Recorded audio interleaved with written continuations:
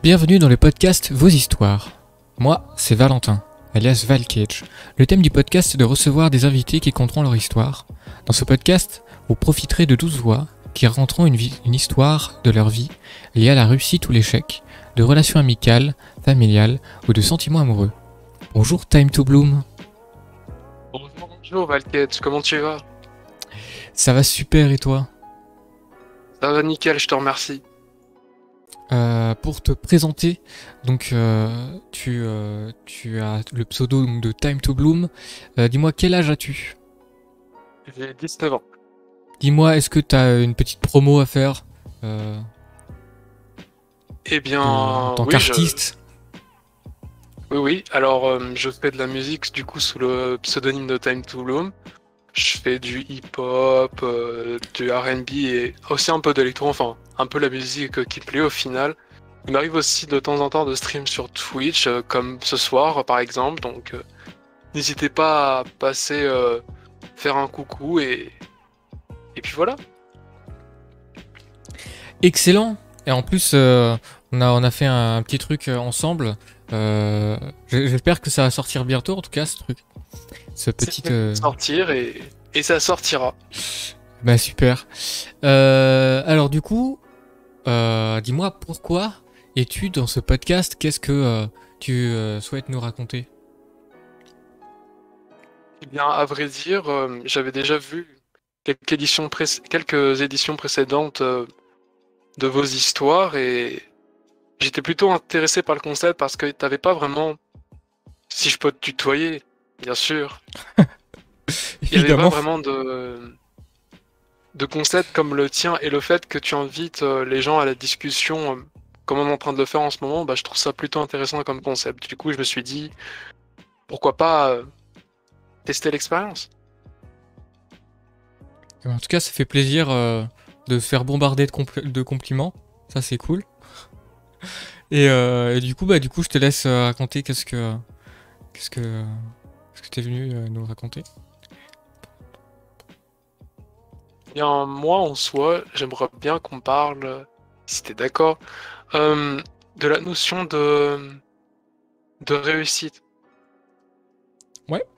Et plus spécialement sur ouais, qu'est-ce qu'on appelle la réussite au final.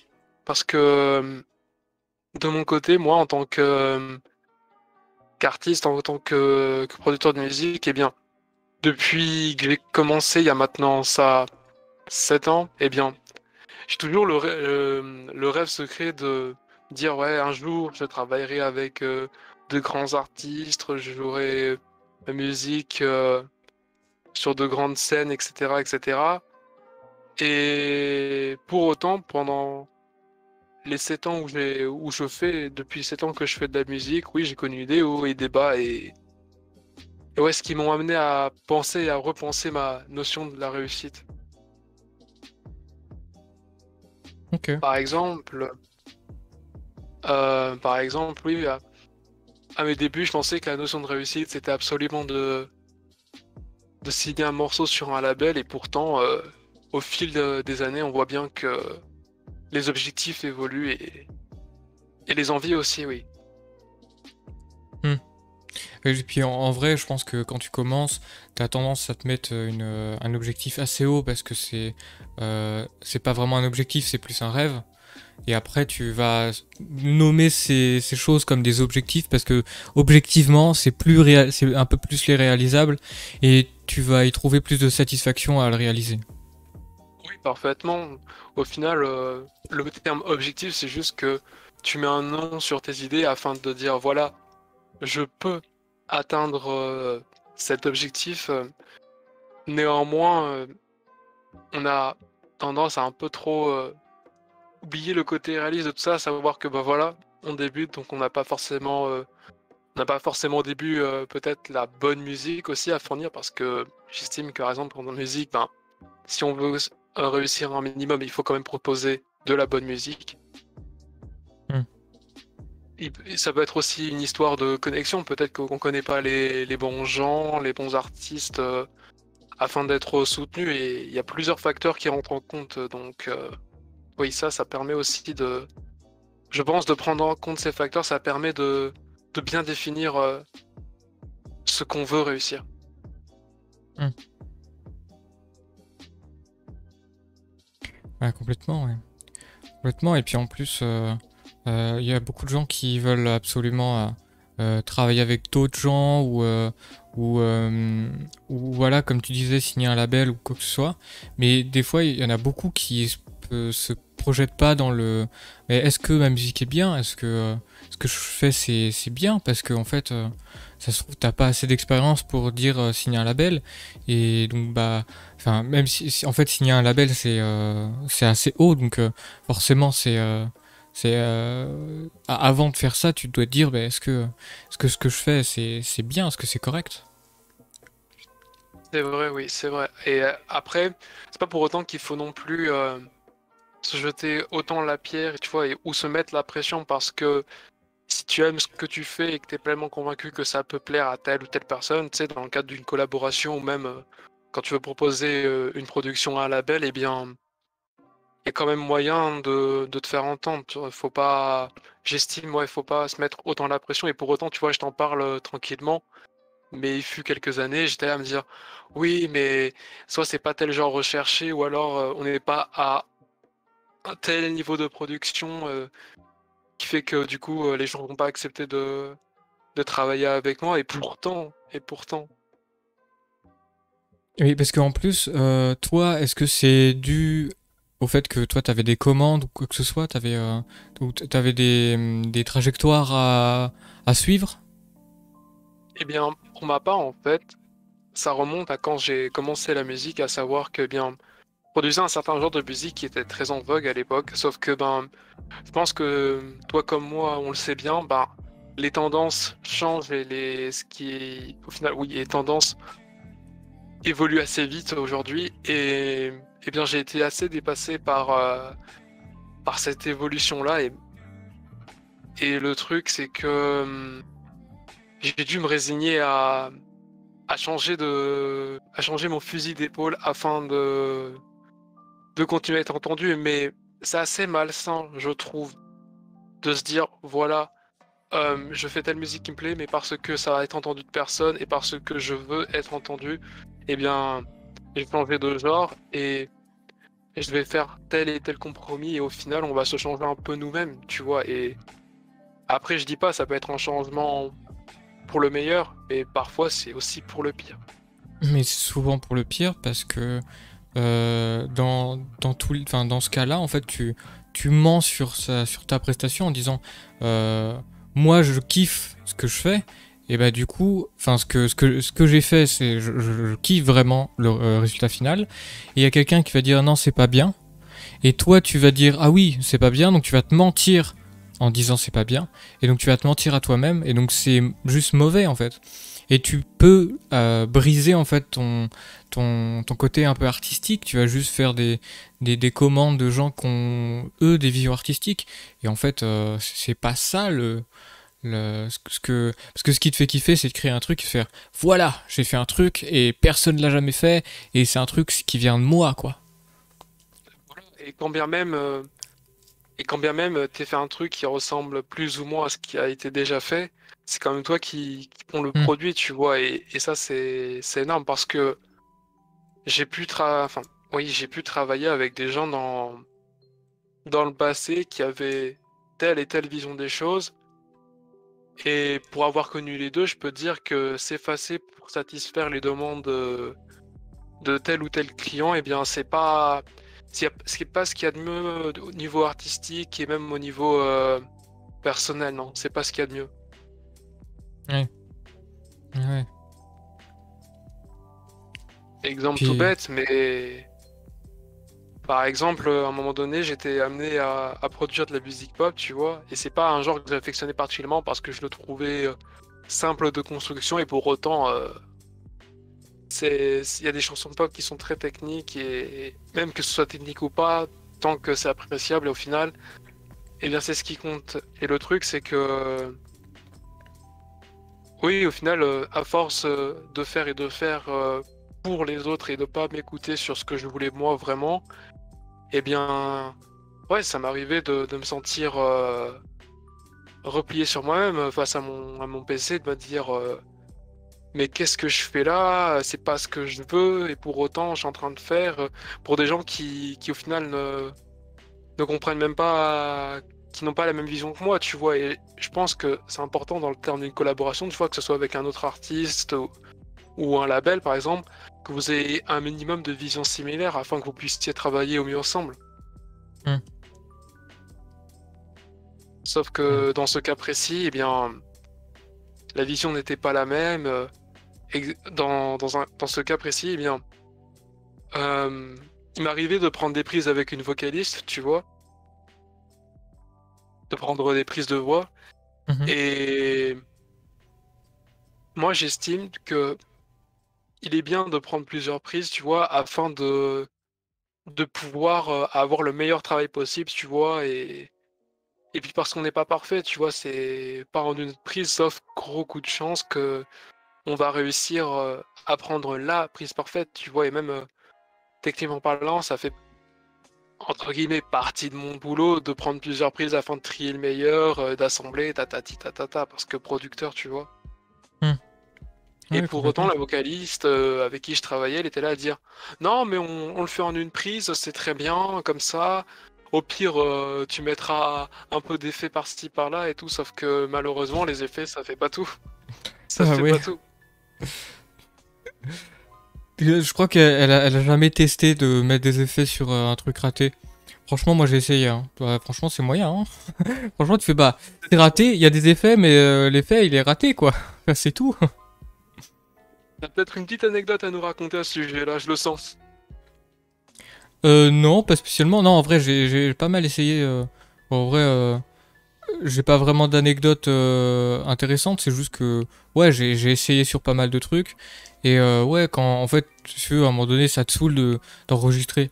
T'enregistres un coup, deux coups. Tu te rends compte que à chaque fois, tu fais de la merde. Tu fais, ah, vas-y, là, la note, elle est pas parfaite, mais vas-y, rajoute un effet et tout. Et en plus, moi, je sais pas gérer les effets. Donc, c'est encore pire, tu vois. Mais du coup, moi j'avais fait des trucs, ouais. Tu fais, bon, on va réenregistrer parce que là c'est vraiment n'importe quoi. Tu t'entêtes à faire des trucs, ça n'a pas de sens, quoi. Donc, ouais. Je vois le genre.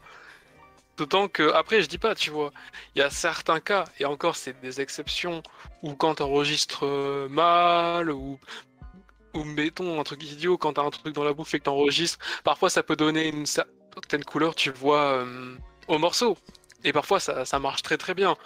Mais il faut être honnête, dans 90% des cas, il faut refaire des prises. Ouais. Et oui, là pour le coup, cette vocaliste, elle refusait de prendre des prises, prétextant que non, non, c'était très bien comme ça, et que parce qu'on a bossé dessus depuis janvier, eh bien, non, il n'y avait pas besoin de reprendre d'autres prises parce qu'il y avait du travail qui a déjà été fait avant. Sauf que, bah, on ne pouvait pas enregistrer avant, donc oui, c'est très important la communication au final dans la réussite d'un projet. Et puis surtout qu'en plus les prises de son, quand déjà t'as des tests et tout, tu testes tes micros, tu testes tout ça, tu testes en fonction de la voix de la personne et tout. Et une fois que t'as testé tout ça, tu fais tes prises, mais en fait j'avoue que moi, j'ai jamais entendu quelqu'un qui disait moi je fais qu'une prise parce qu'après de toute façon je sais que c'est la meilleure. Non, enfin c'est sûr que dans tous les cas il y a des trucs à modifier sur toutes les prises, même si il y en a une, elle est très bonne et il y a beaucoup de chances que ça soit le rendu final. Mais il y a quand même des modifications à apporter. Il y a des micro trucs où, par exemple, t'as une phrase où une vocalise, elle est pas hyper bien dans les temps et tu dois la bouger de, je sais pas, quelques secondes. Enfin, quelques secondes c'est énorme, mais genre des, euh, des microsecondes et tout. Il y a juste un tout petit décalage. Et tu fais, bon, bah écoute, oui, il y a un petit décalage, donc on décale un peu. Il y a des trucs à couper, il y a des trucs. Enfin, bref. Enfin, pour moi, il y a tellement de taf à faire que tu peux pas dire, bah, en une prise, c'est sûr, j'ai tout. J'ai tout le matos. Enfin, pour moi, c'est pas possible, quoi. Donc, c'est logique en soi qu'il y ait plusieurs prises à faire. C'est ça, oui. Parce que nous, tu vois, derrière derrière le bouffe, comme ils disent les professionnels, eh bien, euh, C'est quoi le bouffe? on- le boost, tu sais, c'est quand le vocaliste il enregistre, il est dans une espèce de cabine. Ouais, Et ben le bouffe, pardon, le boost, c'est quand c'est la cage justement où t'as le producteur avec la table de mixage, tout ça, qui est en train de vérifier les niveaux, tout ça, tout ça. ok. Et donc oui, c'était parti pour dire que nous on sait ce qui se passe derrière et que derrière il y a énormément de travail. Et le truc c'est que pour revenir au terme de la réussite, eh bien le fait de ne pas savoir s'entourer des bonnes personnes ou de travailler avec des gens qui sont au final plus là pour imposer leur vision plutôt que créer une bonne mayonnaise, tu vois, eh bien ça peut te casser toi en tant que personne, ça peut te casser toi en tant qu'artiste et personnellement parce que enfin pardon, personnellement parce que on n'entendait pas suffisamment ce que les artistes et même ce que les personnes voulaient faire. J'ai connu des cas où de très très talentueux artistes ont arrêté de faire la musique parce que ben voilà, on les écoutait pas suffisamment ou on les écoutait pas du tout et au final ben ça les détruit. Ouais, ouais, forcément. Pour Puis, ma part, pardon, vas-y, je t'ai coupé. puis quand t'as une vision en tant qu'artiste, c'est, enfin, tu peux pas te coller à d'autres sur enfin, sur des gros points, quoi. Genre, tu peux ajuster certaines choses parce que bah t'as ton univers, mais il est suffisamment large pour pouvoir dire bon bah ça empiète un peu avec ton univers aussi. Mais faire ce que en fait faire ce que toi t'aurais fait, bah genre c'est pas possible, tu vois. Exactement, oui. Parce que du coup, pour ma part, eh bien, après avoir travaillé avec des personnes comme ça, eh bien, pour être franc, ouais, je me suis senti plus capable de faire de la musique. J'étais là, bon, j'étais complètement bridé, je n'étais plus, j'étais plus l'artiste que j'avais été pendant du coup mes 6 premières années de musique. J'étais là, j'étais prod de genre que je n'ai jamais fait et, et qu'est-ce que je vais en faire? Après, pour autant, je me suis pas laissé définir par cet échec d'opportunités qui ne se sont pas concrétisées et au final du mal que les gens m'avaient inspiré. C'est là en fait toute l'essence de Time to Bloom, à savoir que ça se traduit littéralement par le temps de fleurir, d'éclore et cette idée-là qu'en fait, peu importe ce qui te touche, tu vois, à la manière d'une fleur qui s'ouvre, eh bien, tu peux t'ouvrir au monde et à ce qui l'entoure.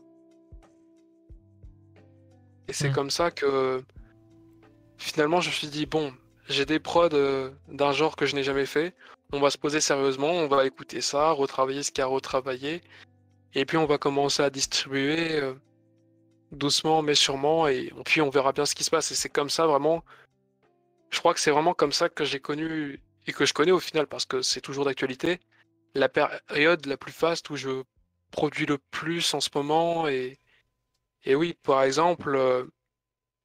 début de mois février, oui, j'avais commencé à faire des prods R&B, puis j'en ai envoyé à droite, à gauche, ça a été écouté par ci et par là, et au final, ben, que ce soit humainement, euh, que ce soit avec la musique, pour la musique, ça m'a créé des connexions avec des gens. Donc franchement, ça se voit, genre, ils sont passionnés, ils aiment ce qu'ils font et ils sont ouverts au monde et à tout ce qui l'entoure. Encore une fois, je pense à toi déjà, parce Hmm. que voilà quoi, genre, je pense pas que si j'avais accepté le changement et si j'étais resté sur ce que je connaissais déjà, ce changement aurait pu faire. Je pense à des streamers que j'ai rencontrés sur Twitch et qui sont des personnes magnifiques. Je pense aussi à des gens que j'aurais jamais cru pouvoir parler et pourtant ça s'est fait. Donc pour ça, je trouve ça magique, oui, de se dire, voilà, ben, suite à un événement qui a été dur à encaisser aussi bien artistiquement que personnellement, eh bien, certes, il y a une partie de moi qui va disparaître, une partie de moi qui va mourir, mais ça se trouve, ce sera temporaire, et si ça ne l'est pas, eh bien ça va ouvrir à quelque chose de nouveau et quelque chose de beau. Ben, c'est vrai que par contre, ce que tu as dit, c'était vraiment très beau. Et ouais, je suis complètement d'accord avec toi. Et c'est vrai que enfin, ce parcours-là, d'arriver jusque-là à s'ouvrir, à évoluer dans ce niveau-là, et en plus, ton évolution, par exemple, le fait que tu aies changé un peu le style de musique que tu faisais, ce que tu essaies de découvrir, ce que tu essaies voilà, t'ouvrir un peu à tout ce que tu pourrais faire, mais c'est essentiellement parce que tu kiffes ça en fait. C'est parce qu'en fait, t'as donné cette contrainte de devoir aller chercher, devoir aller se renseigner, devoir du coup tenter des trucs, parce que c'est sûr, les premiers trucs, ça va être des échecs et tu vas devoir leur travailler suffisamment pour que ça soit cool. Mais tout ça, ça se produit donc oui, comme tu disais aussi, de la passion, mais il y a aussi beaucoup de kiff, donc ouais, de la passion en fait. Donc vu que t'aimes faire ça et que du coup t'as trouvé quelque chose enfin t'as trouvé la manière de dire, mais en fait c'est cool aussi quand tu découvres des trucs et t'arrives à faire euh, t'arrives à réaliser cette chose alors qu'en fait il y a pas longtemps tu connaissais rien de tout ça. Et donc je pense que c'est des défis en fait aussi qui te font kiffer, parce que en fait il y a souvent ça quand tu essayes de vouloir progresser. Souvent on te dit alors c'est pas une règle à prendre forcément au premier degré, enfin je veux dire c'est pas forcément quelque chose qu'il faut prendre pour compte. Mais je veux dire, Et bien on dit sûr. souvent que il faut se mettre de tout petits défis, de tout petits objectifs pour y arriver et être satisfait. Alors, c'est vrai que ça donne beaucoup de satisfaction, mais il y en a aussi qui ont réussi à se dire, bon, moi je veux ça et j'arriverai jusque là. Mais en soi, c'est dur, et je pense que faut vraiment être passionné sur le coup et vraiment être hypé par le truc de bah ok, moi je veux créer ça, et quand je vais créer ça, ouais, bam, je vais le faire jusqu'au bout et jusqu'à ce que je sais pas, un truc de ouf quoi, un objectif qui au début est irréalisable. Eh bien, pour être franc avec toi, pour ce qui est des objectifs, eh bien, j'en ai pas particulièrement, tu vois. C'est juste, ouais, comme tu as dit, faire du Ouais, son mais et... après, je pense que tu te les crées inconsciemment. Moi, je sais que, par exemple, là, en fait, ça m'est venu comme ça parce qu'on en parle. Mais en fait, tu m'aurais posé la question, je t'aurais dit, non, j'en ai pas. Mais en fait, je pense que mon objectif principal, pour moi, quand je fais de la musique, c'est, si je le fais, c'est, je kiffe le faire. Enfin, c'est, si le rendu final me fait kiffer, et ben, je vais tout faire pour que ça me fasse kiffer et que je fasse, bon bah écoute, euh, si j'aime pas, par exemple, des fois je pourrais faire des trucs et en fait je l'aime pas à ce moment-là, mais genre, je sais pas, dans 2 semaines, je vais kiffer le faire parce que, je sais pas, t'es différent, t'as plein, il suffit que t'aies vécu un truc le week-end dernier et que tu fasses, ah mais oui, faut que je le raconte dans un son, c'est génial. Oui, ça, je suis bien d'accord avec toi. Exemple tout bête, mais j'ai récemment quitté un boulot auquel j'étais et qui me faisait pas kiffer du tout. Et je voulais faire, je voulais trouver un moyen de dire voilà, bah, j'en ai ras-le-bol, je suis pas traité à ma juste valeur, on me traite pas à ma juste valeur. Et voilà, c'était à 2 heures du matin, je crois, ce mardi. Et bien, ça m'a pris de faire un son. C'est un son de 1 minute 36, et bien, quand bien même que ça fait que 1 minute 36, et bien j'ai kiffé. Et vraiment, à la fin, quand j'ai regardé mon projet, j'étais là, voilà, mission accomplie, on a fait un son qui nous faisait kiffer, ça faisait une voire 2 semaines qu'on n'avait pas fait de musique et on est content, tu vois. Pour être franc, pour ce qui est de la question des objectifs, eh bien, je me suis jamais vraiment posé et me dire, voilà, qu'est-ce que je veux vraiment dans le but de... Parce que, bah, moi, mon but au final, c'est juste de Hmm. kiffer les instants quand je fais de la musique, qu'il y a un son qui me plaît bien, ou... Exemple tout bête, mais en musique, j'aime beaucoup les gammes de sol et de la mineur. Ça me fait kiffer parce que pour moi, genre, c'est des gammes un peu utilisées dans les musiques R&B, dans les musiques de films d'amour, et parce que bah, moi, je suis un gros romantique, tu vois. Et, et voilà, juste d'entendre des morceaux dans cette gamme-là, dans ces gammes-là, et bien, moi, ça me fait kiffer, tu vois. Ça me suffit pour remplir mes objectifs, tu vois. Et enfin, objectifs avec de grands guillemets, parce qu'encore une fois, ben, j'ai pas d'objectif à proprement parler, mais ouais, pour le moment, je pense que inconsciemment, l'objectif que je me donnais et que je me suis donné pendant cette année, eh bien, ça a été de ne jamais oublier d'aimer ce que tu fais, ouais. Ouais. Je vais citer quelqu'un. Je sais pas si tu connais Yacine Bellouz. Non, ça ne parle pas. En fait, Qui Yacine est-ce que... Bellouz, c'est un humoriste qui, en fait, je sais plus quand est-ce qu'il avait fait ça. À un moment donné, il avait fait un podcast il y a très longtemps, il y a 3 4 ans. Il avait commencé un podcast qui s'appelait, en fait, ce podcast est de mieux en mieux. Et en fait, à chaque épisode, il devait améliorer quelque chose. Donc, par exemple, il devait améliorer son micro, il devait améliorer je sais pas, le mixage, il devait améliorer le contenu, enfin bref. Il devait améliorer tout ça. Et du coup, en fait, c'était en gros mis des objectifs où, en fait, à chaque épisode, il devait faire mieux. Et je trouve ça ouf. Du coup, forcément, le premier épisode, il est.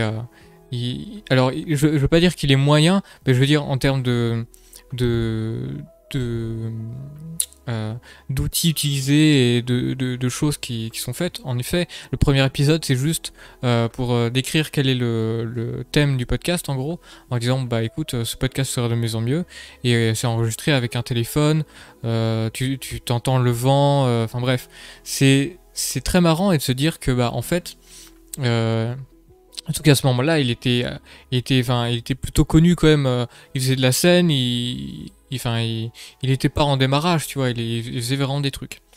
Donc c'est marrant de se dire, tiens, je vais faire des podcasts.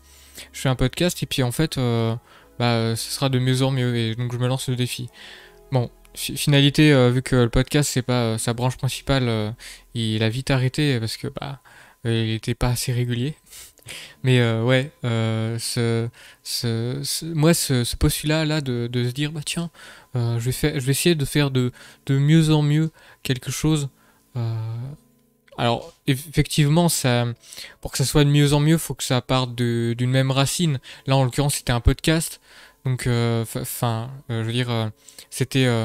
Le podcast, ça peut être que en audio, ça raconter des histoires ou rencontrer des gens et quoi que ce soit. Donc c'est très limité, par exemple, faire une musique et se dire les prochaines, je veux qu'elles soient de mieux en mieux, c'est pas forcément possible parce que chaque musique est différente et chaque musique a son niveau de difficulté et ouais, niveau de difficulté, et puis ça se trouve, euh, imaginons, mais ça marche par exemple en disant euh, tiens, j'ai fait une musique qui paraît plutôt simple, mais là, je vais faire en gros presque la même, dans le même style en termes de difficulté, je veux dire.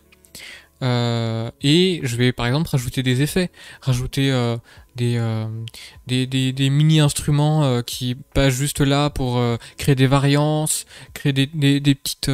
enfin, c'est des petits détails que tu vas rajouter en disant, bon bah, vu que maintenant la base, en gros, je sais plutôt faire, bah on va tenter des trucs, et donc du coup, bah, toutes ces petites choses que tu vas tenter, bah ça sera nourrissant pour ce que tu vas faire après. Oui, je suis plutôt d'accord avec cette idée-là de se dire, voilà, je vais essayer de faire les choses de mieux en mieux. Et pourtant, pour dire les choses, tu sais, je ne suis pas adepte et je suis même contre, tu vois, cette culture de grinder les choses, tu vois, en mode je travaille à des heures pas possibles pour avoir ce que je veux, etc., etc. Parce que, bah, de un, je suis un peu paresseux, un peu beaucoup même. Hmm. Euh, et même, j'ai vu des exemples de personnes qui ont grindé et qui n'ont pas bien fini. Enfin, en général, t'as très peu de personnes qui grindent et qui réussissent sans sacrifice au final. Et Grind, ça veut dire quoi? grind, c'est un mot anglais qui veut dire, dans ce contexte-là, euh, qu'on va, pour toutes les choses, hein, ça peut être le travail, une passion, même les relations au final, c'est que je vais me mettre à fond, et même plus qu'à fond par exemple, je vais être plus à fond pour travailler et montrer à mon patron que je peux avoir une augmentation, et ce, peu importe le prix, tu vois. Ok. On parle souvent aussi de grind culture, tu vois. Ok. Et donc, tout ça pour dire que néanmoins, je suis plutôt réceptif à l'idée du podcast dont tu as parlé, de je vais essayer de faire de mieux en mieux. Je trouve que même il est bien, et même il est mieux, tu vois, de se dire, au lieu de se dire, oh voilà, oui, je veux faire, par exemple, tu vois, dans mon cas, je veux faire de la musique et kiffer. On va dire, oui, mais je voudrais me faire entendre, mais je connais personne ou je ne sais pas communiquer. Et au lieu de toujours amener à je suis ou je ne suis pas, eh bien, l'idée que j'ai trouvée dans le podcast, c'était euh, ce Yacine était plutôt en mode de dire je vais devenir. Je vis ça et je vais devenir. Tu vois pas je suis et me laisser définir par, parce que je suis déjà, parce qui me bloque, parce qui me fait peur aussi. Ça peut arriver parce que ce qui nous fait peur, c'est malgré tout ce qui me définit, eh bien, je vais faire les choses. Hmm. Et ça, je suis plutôt admiratif de cette façon de penser. Bah, puis surtout qu'en plus, si t'es capable de. Parce que si t'aimes bien ce que tu fais, forcément tu vas être capable de le défendre. Et donc tu vas être capable de dire, bah écoute, ouais, franchement, écoute. Et ta critique, en fait, elle va être moins importante. Parce que, bah, en fait, je l'aurais fait avec beaucoup d'amour. Et donc, en fait, ce que je fais, je le fais parce que je l'aime. Et alors, c'est ça peut être un peu différent aussi, mais les critiques, tu vas un peu moins les entendre. Après, tout dépend si, si tu t'apportes, enfin, tu t'apportes beaucoup quand même aux critiques ou que ce Ouais, soit. Je sais d'attention aux plus comment, critiques. ouais, je sais plus comment ça s'appelle, hein, ce, ce prisme-là de. Euh, merde, enfin, je sais plus du coup. Problème. Les- Après, pour te répondre, moi personnellement, je pense qu'il est un peu néfaste de toujours regarder à, à la critique dans la mesure où, au final, inconsciemment, je pense, tu te brides à faire quelque chose pour satisfaire quelqu'un à des buts plus ou moins sombres, tu vois. Et c'est plus ou moins sombre pour toi et pour les autres, au final. J'ai entendu au cours des années auxquelles je faisais de la musique, enfin, je fais toujours de la musique, euh, le tips ou le conseil en anglais qu'on me donnait toujours, c'était de ne pas regarder ou de très peu regarder ce que font les autres. Et au final, c'est vraiment l'un des meilleurs conseils que j'ai reçu, de ne pas regarder ce que font les autres. Fois, tu fais un truc comme tu l'entends, et peu importe, dans mon cas de musique, si c'est mal mixé ou que oh l'arrangement pourrait être mieux, c'est pas grave parce qu'au moment où tu as fait ce que tu voulais, eh bien tu kiffais l'instant. Exemple plutôt prenant, c'est que dans un son que j'ai fait, j'avais utilisé ce qu'on appelle une cloche de vache ou cobel en anglais, tu vois. Et Mhm. c'est un effet sonore d'une boîte à rythme qui vient ajouter de la couleur au morceau, tu vois. Ouais. Et le truc, c'est que dans le morceau en question, bah, c'était le premier morceau que j'avais sorti depuis que j'avais que je m'étais séparé des mauvaises personnes en musique. Et bien, la cloche, on l'entendait vachement fort. On l'entendait vachement fort et c'était pas bien mixé. Pour autant, j'aurais pu la changer, j'aurais pu faire ça beaucoup mieux. Pour autant, je l'ai laissé quand même parce que je me suis dit que au moment où j'ai composé le son, c'était comme ça. Et pas besoin de venir changer la composition parce qu'au final, tu vois, ça l'a dénaturé. Hmm. Quand bien même que techniquement parlant, la qualité du son aurait été meilleure, je pense que ça aurait changé le son tel qu'il a été Hmm. pensé, tu vois. Ouais, je pense que ça détruit quelque chose au niveau de de ce que tu veux exprimer en fait. Genre, au moment où tu l'as fait, ça a exprimé quelque chose, et donc du coup, genre, suffit que bah y ait ça. Une fois que tu l'avais fini, bah en fait c'était ta victoire, et en fait, si tu veux, c'est pour ça moi aussi j'ai beaucoup du mal à changer des sons que je lui fais. Une fois que tu t'es dit c'est terminé, tout est bon. La difficulté de revenir sur ce son et faire ok, je vais tout modifier, et après tu réécoutes, tu fais bah franchement j'aime moi. C'est Et ça, oui, c'est pour toi comme pour moi, je pense, dans ces moments-là, on était là à se dire c'est bon, c'est fini, il n'y a plus rien à ajouter, il n'y a plus rien à retirer. Et puis voilà, tu vois. Bon, même si personnellement, si jamais je suis amené à faire un changement par rapport à X ou Y qui veut tel changement, eh bien, soit tu vois, si jamais c'est une commande, soit je me plierai. Néanmoins, quand c'est moi qui suis en charge, j'estime que ouais, il est important de faire ce qui te plaît. Parce qu'au final, à quoi bon faire quelque chose qui ne te plaît pas? de toute façon, si tu fais quelque chose qui ne te plaît pas, tu le fais pas longtemps. Et ouais, c'est vrai. Après, ça c'est ce que nous estimons, mais exemple tout bête, il y a des gens, tu sais, qui travaillent dans des métiers qu'ils aiment pas forcément pour X ou Y raison, néanmoins, et je pense que pas tout le monde sera d'accord avec ça, mais j'estime que peu importe le cercle dans lequel tu es, tu vois, qu'il soit bon ou qu'il soit mauvais, eh bien, qu'on a toujours le choix, tu vois, et même dans les situations les plus difficiles, on a toujours le choix et que si jamais on refuse de choisir, eh bien, au final, genre, ce serait de la mauvaise foi, tu vois. Mhm. Exemple, Oui, mais comme après, j'ai dit, la motivation, c'est pas la même. Enfin, je veux dire, quand tu fais quelque chose par passion, la seule motivation, c'est la passion, alors que quand tu travailles, la motivation, c'est, bah, tu le fais parce que qu'il y a de l'argent derrière, quoi, et que ça permet de te faire vivre. c'est vrai, ça permet de vivre, ça permet de survivre. Mais c'est pour ça que je dis que mon point de vue il est difficile à accepter parce que même si par exemple, je ne sais pas, tu as besoin d'argent pour vivre, pour payer les courses, les factures, parce qu'au final, ben, on est dans un monde où au final, on travaille plus pour vivre, mais je pense qu'on travaille plutôt pour survivre.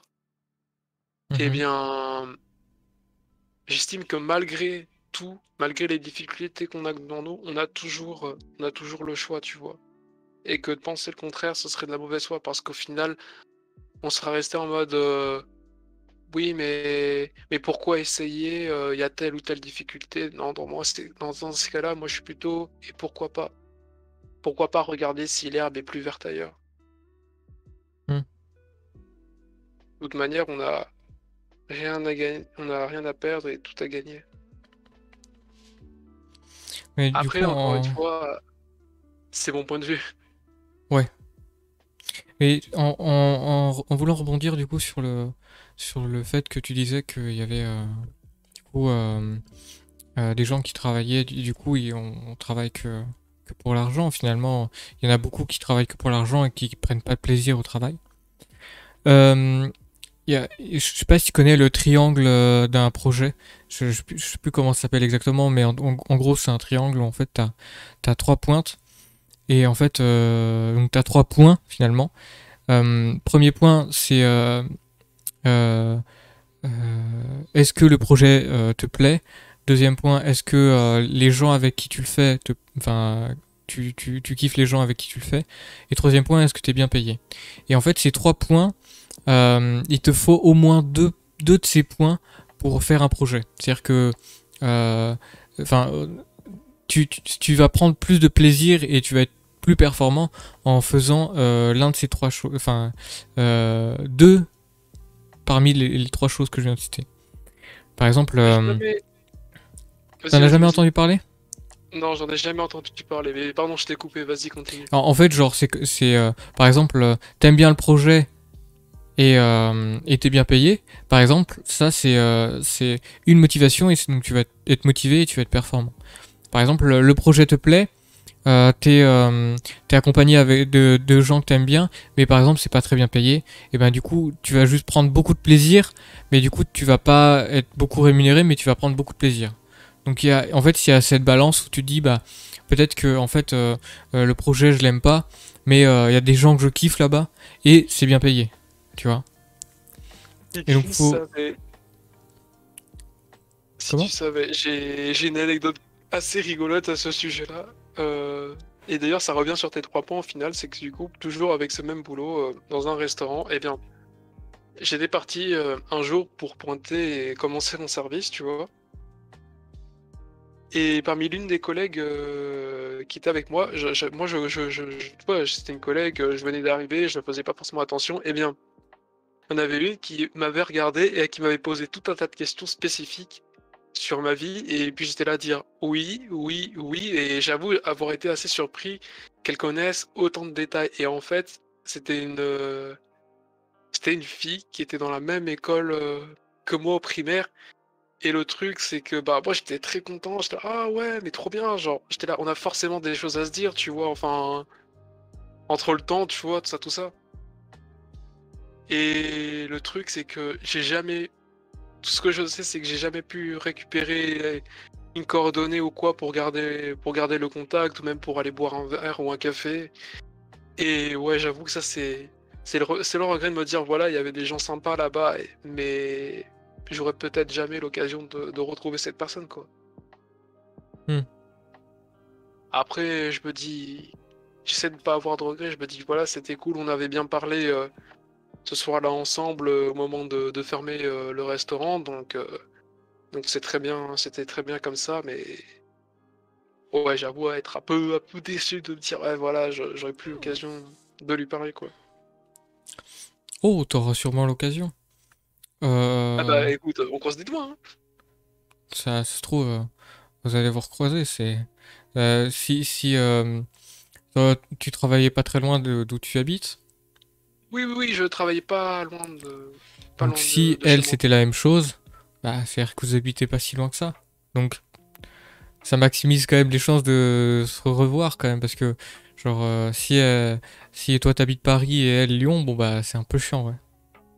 Oui, non, mais quand même pas, ça fait beaucoup Paris-Lyon, mais en plus, non, Oui, ça mais c'est va. pour ça j'ai pris des grandes villes assez opposées Oui, t'inquiète, j'avais saisi l'image, mais non, non.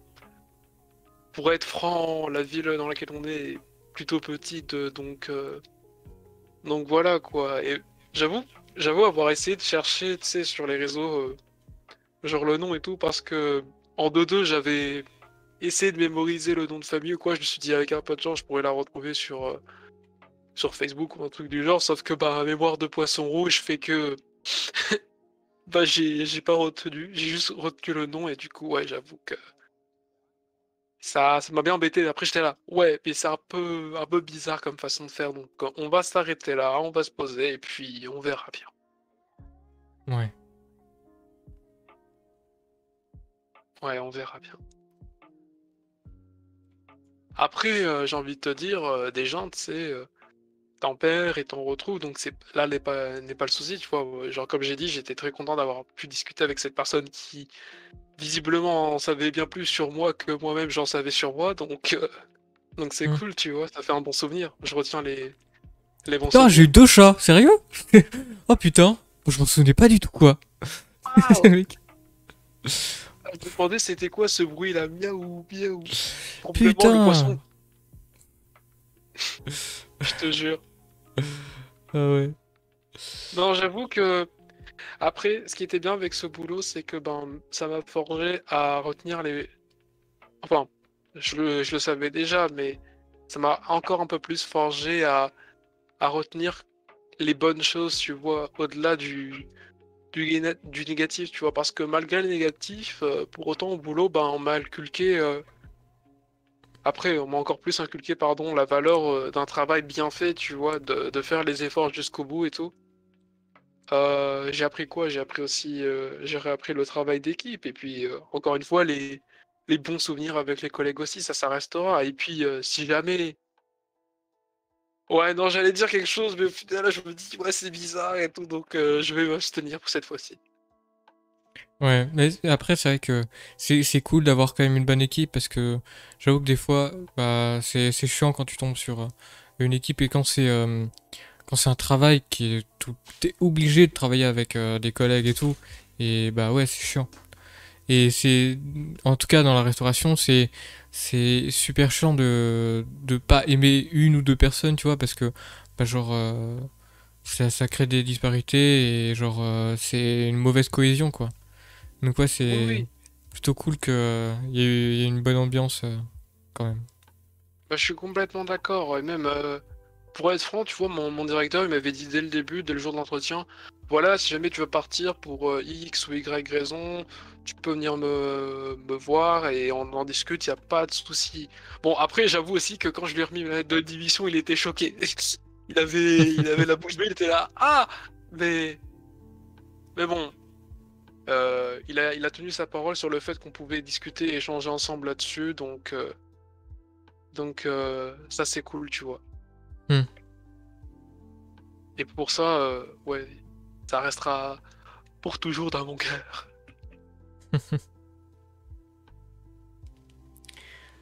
Ouais, donc du coup tu cherches du travail ou tu veux juste pour l'instant te poser euh, Pour être franc, en ce moment, je suis en train de me poser, mais cherche aussi du boulot. À savoir qu'en fait, il m'est arrivé un truc de plutôt positif, c'est que pendant le temps où j'étais en train de travailler du coup dans ce restaurant, eh bien, j'avais enfin bien avant aussi postulé, tu sais, pour différents emplois, mais bon, j'avais pas de réponse, du coup, j'avais un peu laissé tomber, tu vois. Et le truc, c'est que entre-temps, eh ben, j'ai eu des réponses de différents employeurs, du coup, c'est pas perdu, tu vois. Je leur ai dit, bon, voilà, il s'est passé ça, ça, ça. Je me laisse le temps de la réflexion et même le temps de me poser au final, parce que, ben, mine de rien, la restauration, c'est assez. Il faut être costaud, quoi, pour bosser en restauration, un minimum. ouais. Et du coup, là, je prends le temps de me poser, de reprendre les streams, de refaire de la musique aussi, parce que, voilà, quoi, il s'agirait de sortir des sons un peu. Et, et pour la suite, on verra. On verra. De toute façon, l'argent, ça part et ça vient. Du boulot, il y en aura. Donc, je me mets pas de pression là-dessus. Ah bah super, Pour être franc, tu super. vois, malgré le fait que j'étais là à me dire, bon, voilà, il y a de bonnes choses que je quitte.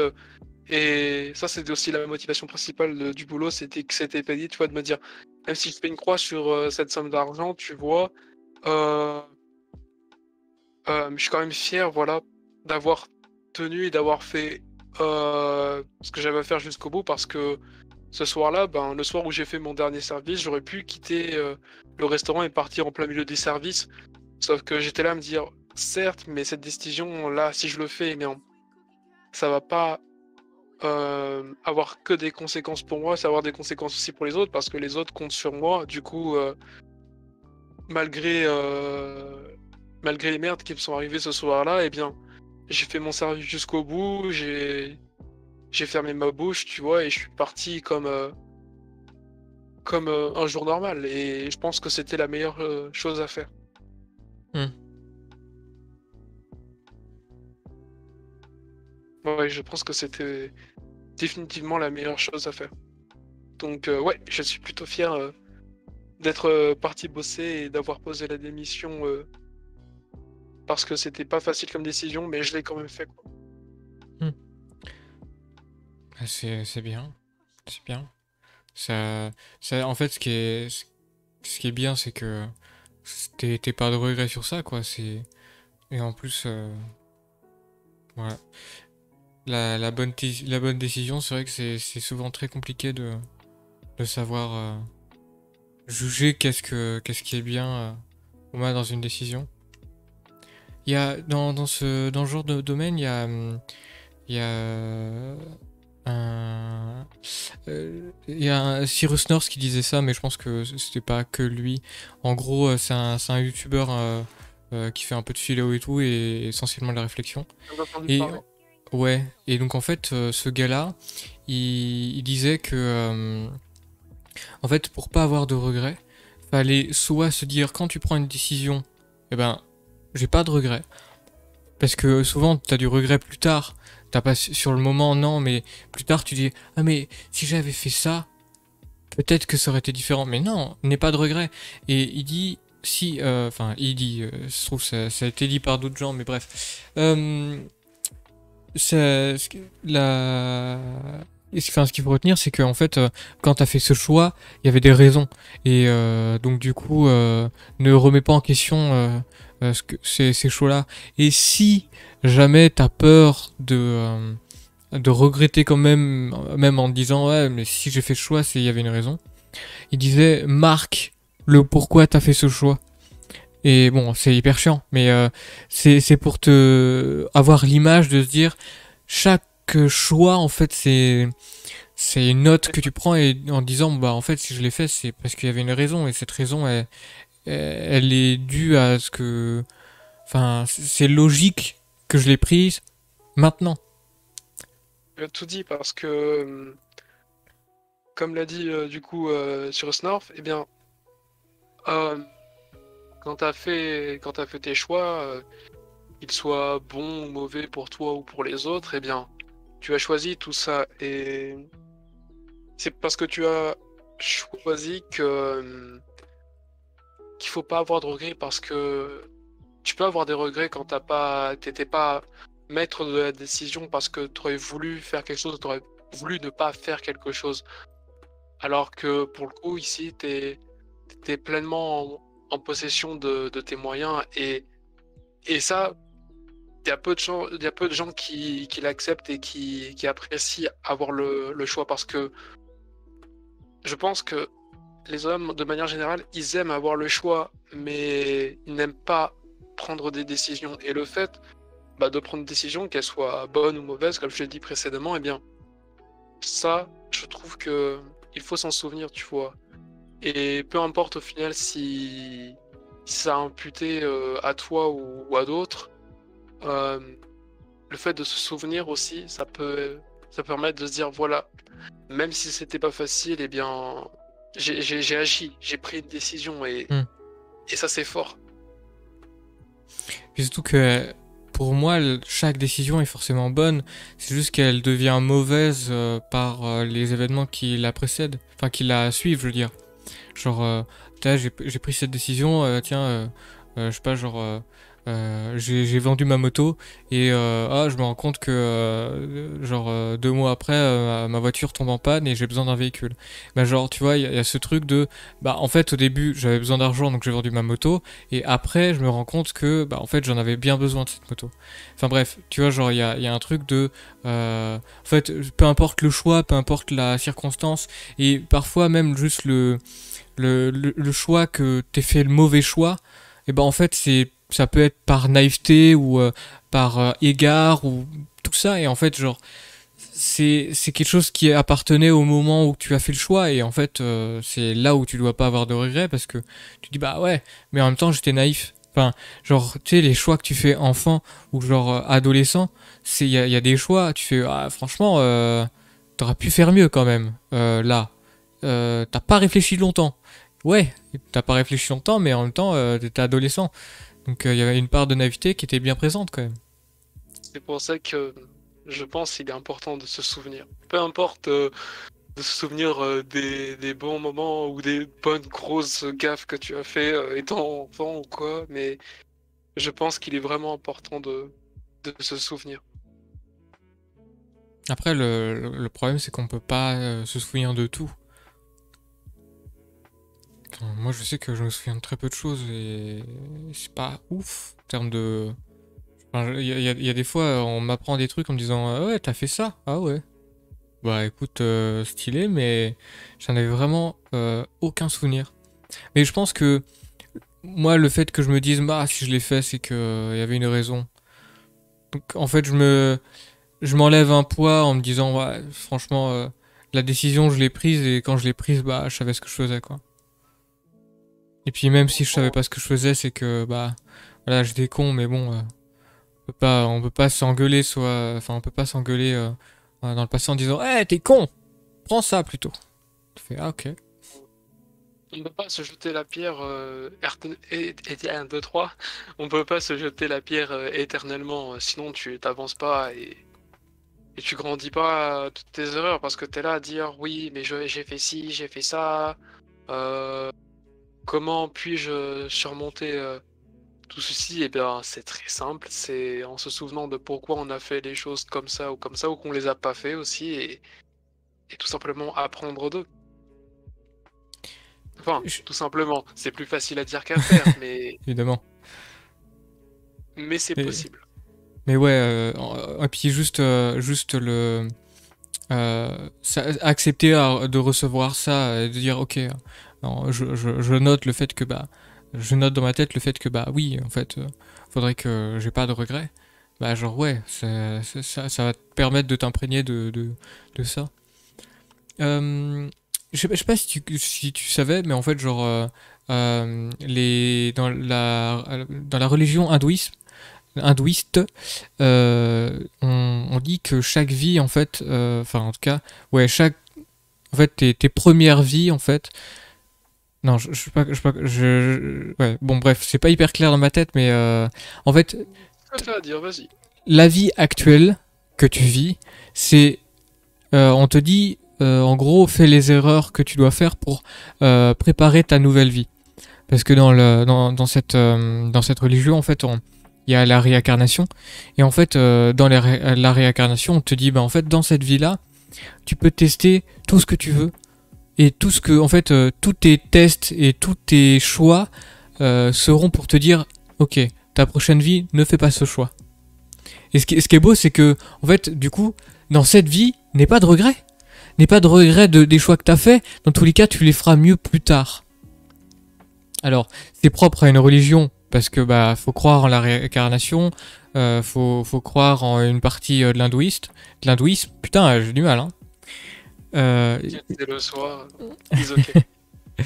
et donc du coup voilà, il y a y a cette partie-là qui fait que bah ouais, c'est fou de se dire, bah, je me détache de ce poids en disant mais en fait j'ai pas de regrets et en fait, bah viens, on continue d'avancer parce que sinon, on va pas pouvoir avancer et tu vas gagner du temps. En plus, quand tu regrettes quelque chose, tu vas ressasser le passé. Alors, c'est vrai que c'est toujours plus facile à le dire et faire. Enfin, quand il y a des gros événements, enfin des gros trucs assez tragiques, genre en mode t'as fait un choix et c'est horrible sur la suite. Et bien, genre ouais, peut-être que voilà, peut-être que t'aurais pas dû le faire, mais en même temps, on peut pas réécrire l'histoire. Donc en soi, viens, on écrit l'histoire qui se déroule actuellement et, euh, et on laisse le passé au passé. Ce qui est fait est fait, hein. Et oui, Ce qui est fait est fait. Mais oui, j'avoue que ton idée sur l'hindouisme oui, on fait, ou du moins faites les erreurs que vous faites, apprenez ce que vous apprenez et ça vous servira dans une autre vie, eh bien, c'est plutôt intéressant et même au final, je trouve que ça permet de relativiser sur ce que tu fais, de se dire, ah bah voilà, tu vois, c'est pas si grave. hmm. Ouais, ouais, j'avoue, même sur le moment présent où tu dis, bah, j'ai fait un truc, mais bon, de toute façon, au pire, je me trompe. Et dans tous les cas, j'en tirerai la leçon de faire, bon bah écoute, je me suis trompé, et ben c'est pas grave, voilà, on fait tous des erreurs. Et en fait, il y a ce truc où tu réfléchis correctement à ton choix. Quand c'est des grandes décisions, tu fais ok, ben, je vais réfléchir à ce choix. Et ce choix, en fait, il est forcément décisif de quelque chose quand tu prends des grosses décisions. Mais du coup, bah, le truc, c'est que tu dis, bon, bah écoute, je vais tester ça. Au pire, je prends un peu de risque, mais dans tous les cas, j'en aurais juste tiré une leçon, de dire bah écoute, si ça échoue, j'en aurais tiré une leçon, et si ça a réussi, j'aurais tiré la leçon que bah en fait c'était le bon choix, en fait. Exactement, exactement.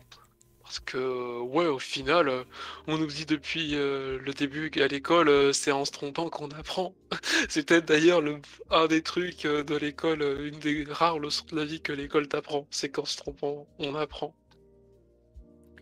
Alors, ouais. Le problème c'est que aussi, il y a beaucoup de choses que on retient pas forcément. Parce qu'en plus, à ce moment-là, on t'apprend plein de trucs. On te bourre le crâne de plein de choses. On va t'apprendre l'histoire, comment ça s'est déroulé, comment on est là, pourquoi on est là. Enfin, après, on va t'apprendre les maths, et après, on va t'apprendre l'histoire, mais l'histoire des maths. On va dire, bah, tu sais, les maths, ça vient de là.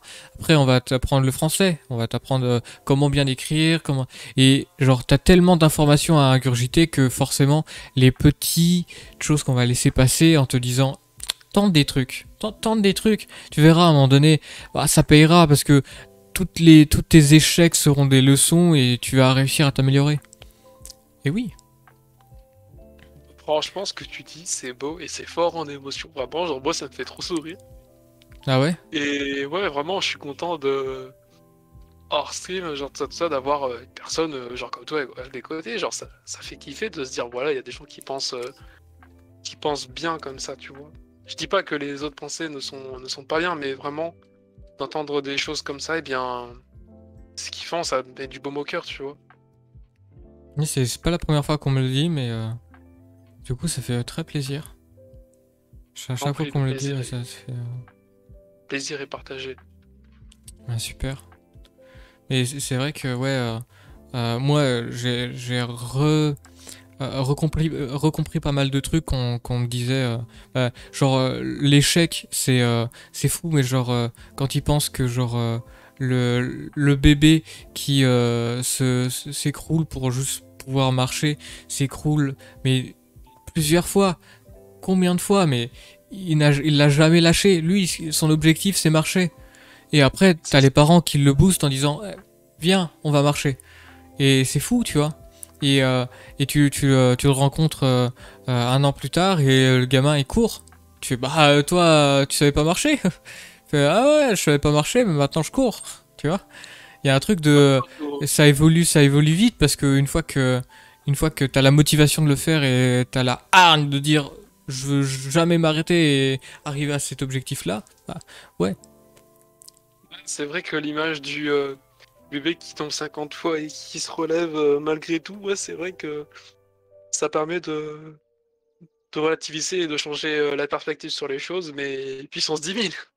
Et puis en plus, on l'a tous vécu. Enfin, je veux dire, c'est pas un truc spécial où on dit, eh, tu sais, il y a un gars, il a fait ça et tout. Ah ouais, ouais, il y a un gars, il a fait ça. Non, mais c'est juste que dès que tu nais, on va t'apprendre à marcher. Donc c'est une expérience universelle. Donc tout le monde peut se dire, ah putain, c'est vrai.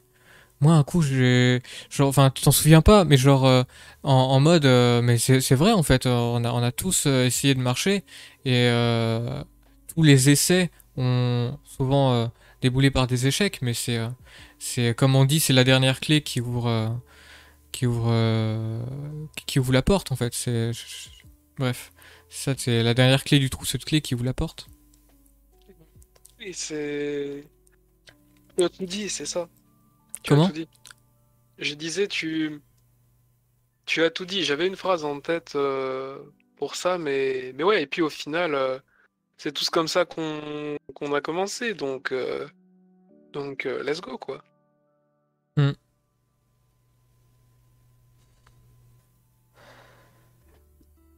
Merci à vous d'avoir écouté ce podcast jusqu'à la fin. Et si vous avez des histoires à raconter, contactez-moi. Je suis sur Discord, Instagram et Twitch, n'ayez crainte. Je cherche aussi un jingle à ce podcast, oui. Et je pense que j'en aurai jamais, en tout cas pas pendant la saison 2, en tout cas. Parce que ça va bientôt être terminé, voilà. En tout cas, si vous avez la possibilité d'avoir un petit jingle, n'hésitez pas. À bientôt dans un prochain podcast. Bientôt.